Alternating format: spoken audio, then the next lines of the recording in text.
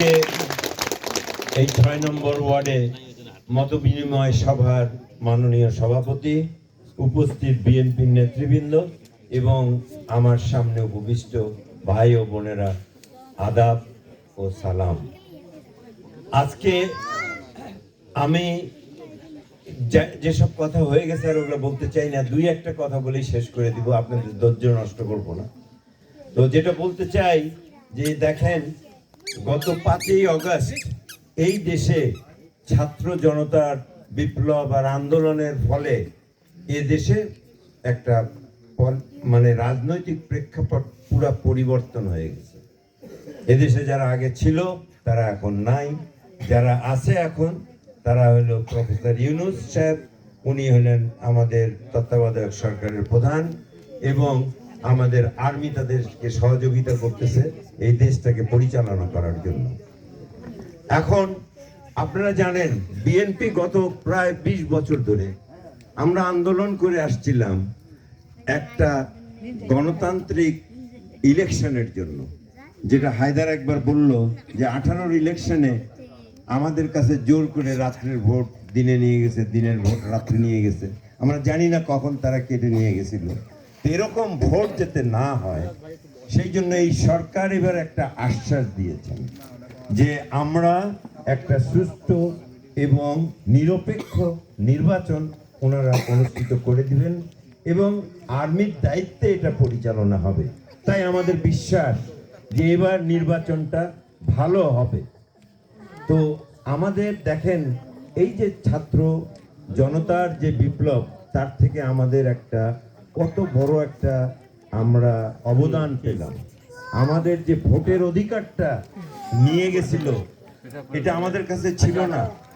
অনেকেই আমরা এটা বুঝতে পারি না যে এটা কত বড় আমানত আমাদের জন্য। ভোট একটা কত বড় আমানত সাধারণ মানুষের জন্য। কেননা মানুষের হাতে কি আছে?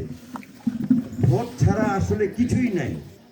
আমরা ভোট দিয়ে আমরা ডিসাইড করি যে কাকে এমপি বানাবো, কাকে এই ওয়ার্ড কমিটিতে দিব, কাকে চেয়ারম্যান বানাবো, কাকে উপজেলার চেয়ারম্যান বানাবো, কাকে মেয়র বানাবো।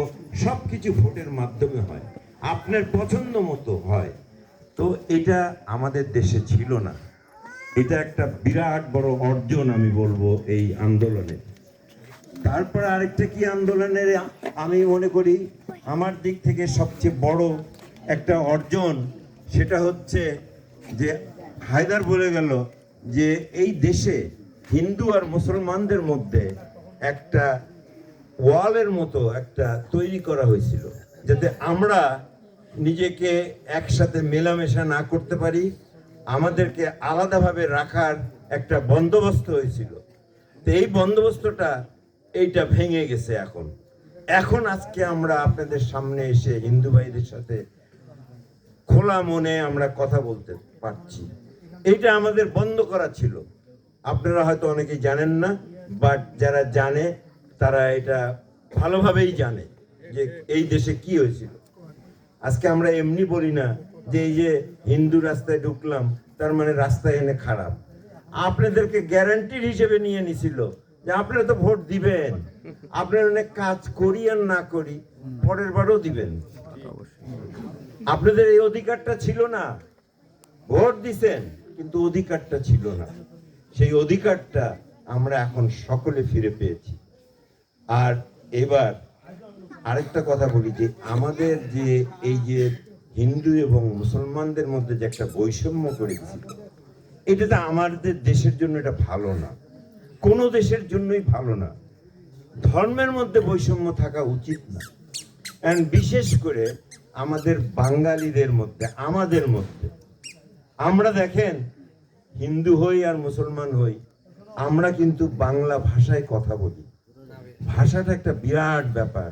আপনি যদি ভাষা না বোঝেন, আপনার মনের কথাটা বলতে পারতেছেন না, আপনি আপনার আবেগটা বুঝাইতে পারছেন না।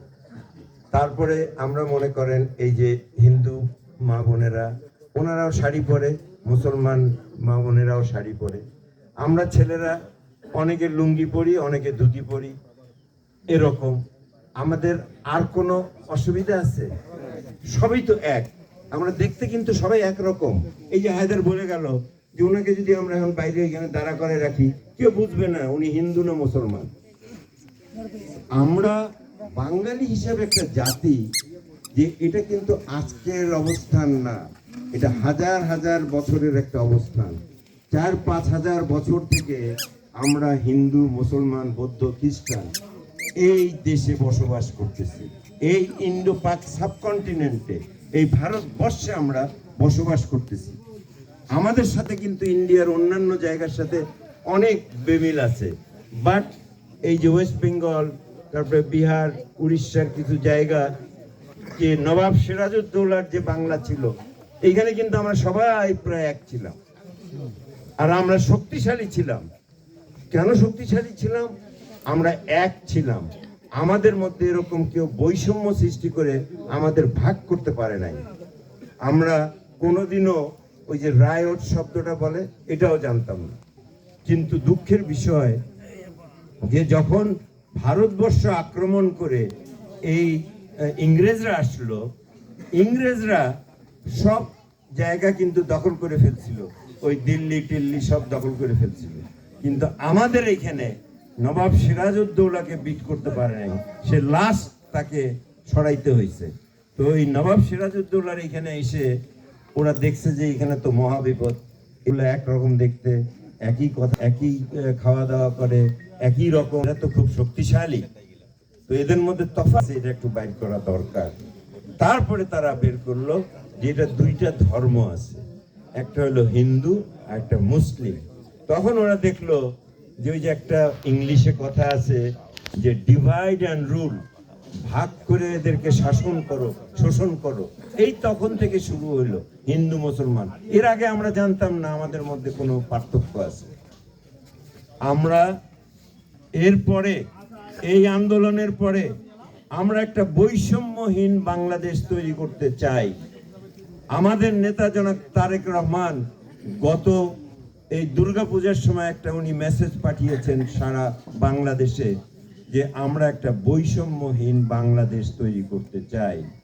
বৈষম্যটা শুধু ধর্মের মধ্যে না, লেখাপড়ায়, পড়াশোনায়, আপনার মেডিকেল সার্ভিসে, যেখানেই হোক সব জায়গায় যেন বৈষম্য না থাকে। কেননা আপনারা জানেন এই যে এত বড় একটা আন্দোলন হলো, এটা কিন্তু একটা বৈষম্যের জন্য হয়েছে। যে কোটা বৈষম্য ছিল, যে ছাত্রদেরকে কোটা দিয়ে ভর্তি করা হইতো, এই স্বচ্ছ একটা বৈষম্য দিয়ে কত কিছু হয়ে গেছে। তাহলে যদি আমরা এরকম বড় বড় ধর্মের মধ্যে আর চিকিৎসার মধ্যে, মনে করেন আমার হাসপাতালে আমি যদি বলি যে কালকের থেকে এই মুসলমান ভাইরা এনে চিকিৎসা পাবে না, তাহলে এনে একটা কি ধরনের অবস্থা সৃষ্টি হবে মনে করেন? হ্যাঁ, একটা বড় বিপদ সৃষ্টি হয়ে যাবে না? সেম এই দেশটা একই কথা, এখানে বৈষম্য সৃষ্টি করলেই প্রবলেম আছে। তো আমরা একটা চেষ্টা করছি বৈষম্যহীন সমাজ একটা তৈরি করার জন্য। আমরা আপনাদের কাছে এসছি এবার, যেটা হায়দার বলল, আপনাদের সাথে আমাদের সম্পর্কটা আরো গভীর করার জন্য, আপনাদেরকে ভালোভাবে জানার জন্য, আপনাদেরকে সুযোগ দেওয়ার জন্য যে আপনারা আমাদেরকে বুঝেন আমরা কি, আমরা বিএনপি হিসেবে কি আপনাদের কি ধরনের সেবা দিতে পারি বা কি ধরনের সহযোগিতা দিতে পারি, আপনাদের বিপদে আপদে পাশে থাকে কি থাকি না, এটা আপনাদের একবার অন্তত পরীক্ষা করে দেখা উচিত, তাই না? ঠিক, একবার তো চেষ্টা করা উচিত। তো আমি মনে করি যে আমাদের বিএনপির যত নেতা কর্মী আছে এখানে সবাই, আপনারা যদি কোনো সময় কোনো বিপদ আপদে পড়েন, আমরা সব সময় আপনাদের পাশে থাকব। আর আমরা তারেক রহমানের একটা কথা আপনাদেরকে এটা না বললেই নয়, উনি বলেছেন যে আমরা হইলাম সবাই বাঙালি, এটা আমরা বাংলা ভাষা বলি বলে আমাদের কালচার, এটা আমরা বাঙালি। কিন্তু সবচেয়ে বড় কথা, আমরা সবাই হলো বাংলাদেশি এবং বাংলাদেশের নাগরিক। আমাদের সকলের সমান অধিকার, আমাদের অধিকার কারো কম বেশি নাই, এই সাম্য আমরা আনতে চাই। তো ভাইয়েরা আমার, আজকে আপনারা অনেকক্ষণ ধরে আমাদের বক্তব্য শুনেছেন, বোনেরা আমার অনেক ধৈর্য ধরে আমাদের বক্তব্য শুনছেন। তো আমি বলি, আপনাদেরকে অনুরোধ করি যে একবার আমাদেরকে দেখেন যে আমরা আপনাদের জন্য কি করি। আমরা জানি যে আমাদের ধর্মেও কিন্তু আছে আমাদের ধর্মে আমাদের প্রফেট মোহাম্মদ সাল্লাল্লাহু আলাইহি সাল্লাম বলেছেন যে ধর্ম যার যার তার তার, যার যেটা ধর্ম তাকে করতে দাও, ধর্ম নিয়ে বাড়াবাড়ি করো না। যে জাতি কোনো সময় কোনো যুগে ধর্ম নিয়ে বাড়াবাড়ি করছে সেই জাতি ধ্বংস হয়ে গেছে। তো কাজেই ধর্ম নিয়ে আমরা কোনো কি বলে, আমরা কোনো বৈষম্য আনতে চাই না, কোনো কিছু করতে চাই না, যার যার ধর্ম সে পালন করবে। তো ভাইয়েরা আমার, আমরা খালি একটা সুযোগ চাই যে আপনারা দেখেন আগামী ফেব্রুয়ারিতে নির্বাচন হবে, আর আমরা উলিপুর হলো সবচেয়ে একটা গরিব জায়গা। আমরা আজকে আর বেশি উন্নয়নের কথা বলবো না, আবারও হয়তো আসবো, আজকে প্রথম মিটিং, আমরা খালি একটু পরিচিত হয়ে গেলাম আর আপনাদেরকে আশ্বস্ত করতে আসলাম যে আমাদেরকে এই ভুল আর বুঝবেন না, আমরা আপনাদের সাথে আছি।